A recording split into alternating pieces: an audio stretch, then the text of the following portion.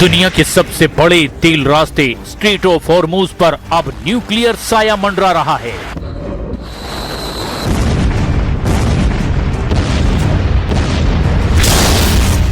Iran इसे अपना nuclear हथियार बता रहा है और अमेरिका दावा कर रहा है कि इस पर कंट्रोल हमारा है।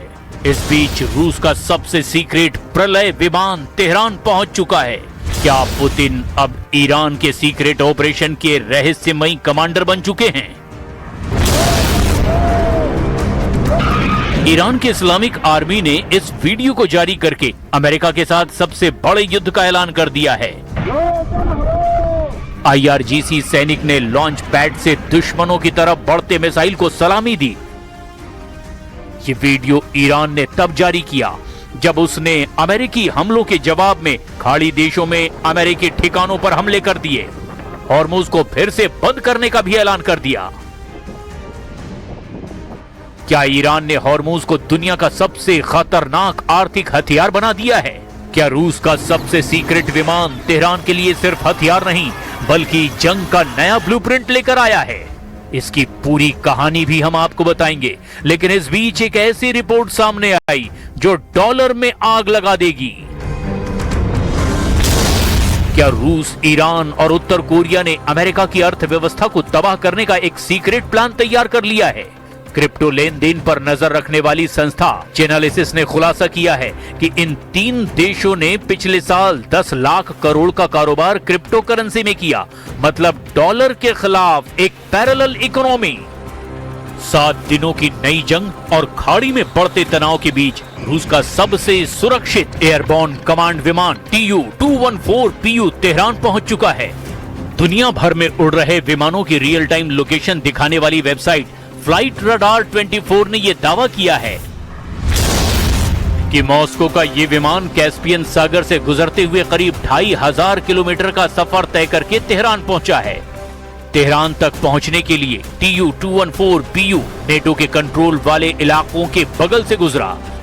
कई रिपोर्ट में दावा किया गया कि इस विमान के साथ रूस का मिलिट्री एयरक्राफ्ट भी तेहरान पहुंचा है। रूस का ये विमान ऐसे वक्त में तेहरान पहुंचा है जब अमेरिका ईरान के खिलाफ निर्णायक युद्ध में उलझा हुआ है। ईरान अमेरिकी हमलों के जवाब में अमेरिकी ठिकानों पर तबाही मचा रहा है। एक्सपर्ट्स का मानना है कि इस विमान का तेहरान पहुंचना बड़ी स्ट्रेटेजी का हिस्सा हो सकता है। रूस पहले ही संकेत दे चुका है कि वो ईरान के टॉप कमांड के संपर्क में है। नेटो इसे डूम्सडे प्लेन यानी कि प्रलय के दिन इस्तेमाल होने वाला विमान कहता है। ये यूनिट रूस के राष्ट्रपति, टॉप पॉलिटिकल और मिलिट्री लीडरशिप की उड़ानों का जिम्मा संभालता है।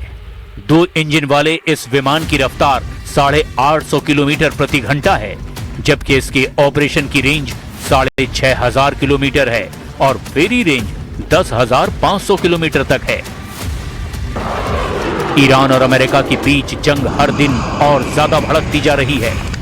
रविवार को अमेरिका ने ईरान के 140 ठिकानों पर मिसाइल और ड्रोन से हमले किए। इसके जवाब में ईरान ने सोमवार को कुवैत और बहरीन में अमेरिकी सैन्य ठिकानों पर जबरदस्त हमले का दावा किया। इस बीच रूस के सीक्रेट प्लेन का तेहरान पहुंचना किसी बड़ी रणनीति का हिस्सा हो सकता है।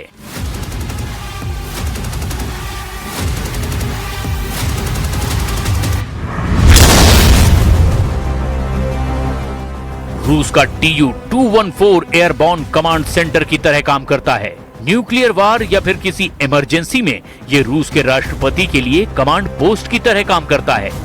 इसमें सुरक्षित और encrypted communication system, command and control system और स्पेशल डेटा लिंक लगे हैं। इनकी मदद से संकट के वक्त में ये रूस की टॉप लीडरशिप के उड़ान के दौरान सेना और सरकार के लिए मूवमेंट और जानकारी इकट्ठा कर सकता है। क्या पुतिन पर्दे के पीछे बैठकर ऐसी चाल चल रहे हैं जिससे बिना एक भी गोली चलाए अमेरिका की अर्थव्यवस्था पर हमला किया जा सके? और क्या रूस, ईरान और उत्तर कोरिया डॉलर के खिलाफ अपना नया मोर्चा खोल चुके हैं? अब बात तेल, डॉलर, क्रिप्टो, हॉर्मुज और उस सीक्रेट ऑपरेशन की जिसने वॉशिंगटन की नींद उड़ाकर रख दी है। مشورت عمان به سازوکاری دست پیدا بکنیم که عبور ایمن کشتی‌ها از تنگه هرمز رو فراهم کنیم. متاسفیم که به دلیل فشارهای پیدا و پنهان آمریکا بر عمان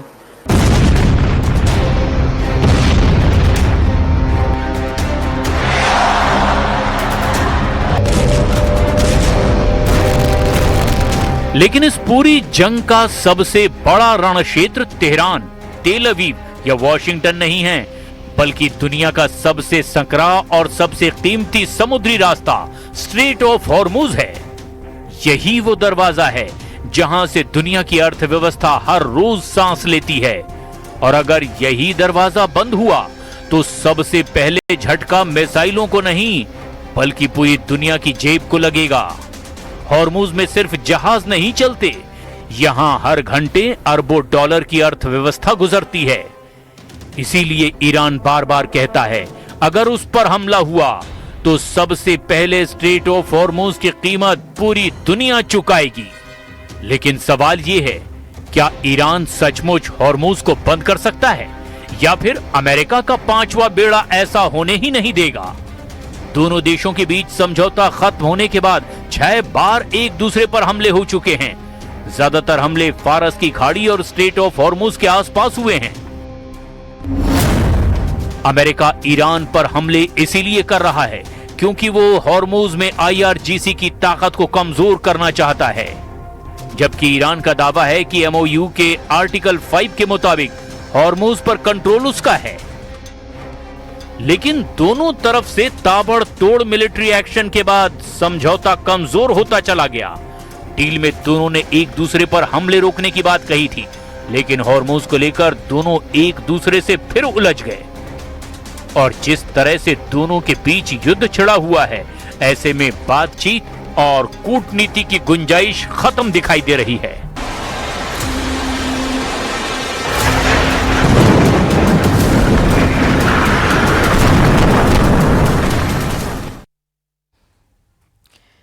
रूस और यूक्रेन जंग अचानक बेहद खूनी हो चुकी है।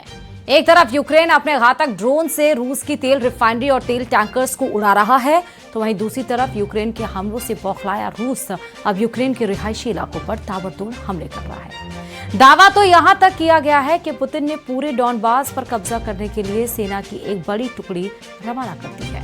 रिपोर्ट देखिए।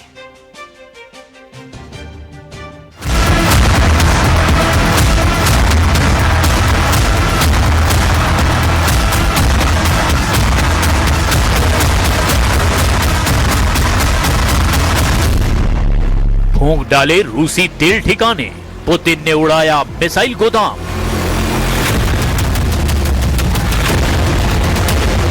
इस वक्त यूक्रेन की युद्ध भूमि से जो खबरें आ रही है उसने पूरी दुनिया के होश उड़ाकर रख दिए हैं। युद्ध के 1600वें दिन रूस और यूक्रेन के बीच चल रही ये जंग अब तक के सबसे खौफनाक और विनाशकारी दौर में पहुंच चुकी है। रूस के भीतर यूक्रेन ने ऐसा कोहराम मचाया है कि पुतिन का सिंहासन हिल गया है। आंकड़े गवाही दे रहे हैं कि पुतिन की सेना को ऐसा घाव मिला है जो इतिहास में कभी नहीं मिला। लेकिन रूस ने भी पिछले 24 घंटे में यूक्रेन के रिहायशी इलाकों को मलबे के ढेर में तब्दील करके अपना प्रतिशोध दिखाना शुरू कर दिया है। अगले 48 घंटे में इस युद्ध की वो तस्वीर सामने आने वाली है जिसे देखकर पूरी दुनिया कांप उठेगी। आखिर क्या है आज का सबसे बड़ा अपडेट और खुफिया इनपुट? शुरुआत करते हैं हम बारूद से लिपटी हुई महा रिपोर्ट से। धुआं धुआं रूसी तेल ठिकाने, ज़ेलेंस्की ने खेला आखिरी दांव। शुरुआत उन आंकड़ों से जिन्होंने क्रेमलिन के भीतर खलबली मचा दी है। वॉशिंगटन के थिंक टैंक CSIS और स्वतंत्र मिलिट्री एक्सपर्ट्स की रिपोर्ट के मुताबिक 2022 से लेकर अब तक रूसी सेना के लगभग 14 लाख सैनिक मारे जा चुके हैं, जिनमें से 4 लाख से ज्यादा सैनिकों की मौत हो चुकी है। 2022 से लेकर अब तक रूसी सेना के लगभग 14 लाख सैनिक हताहत हो चुके हैं, 4 लाख से ज्यादा सैनिकों की मौत हो चुकी है। और इतना ही नहीं, 2026 के शुरुआती महीनों में रूसी सेना की तबाही का अनुपात 8:1 तक पहुंच चुका है। यानी यूक्रेन के हर एक सैनिक के मुकाबले रूस अपने 8 सैनिक खो रहा है।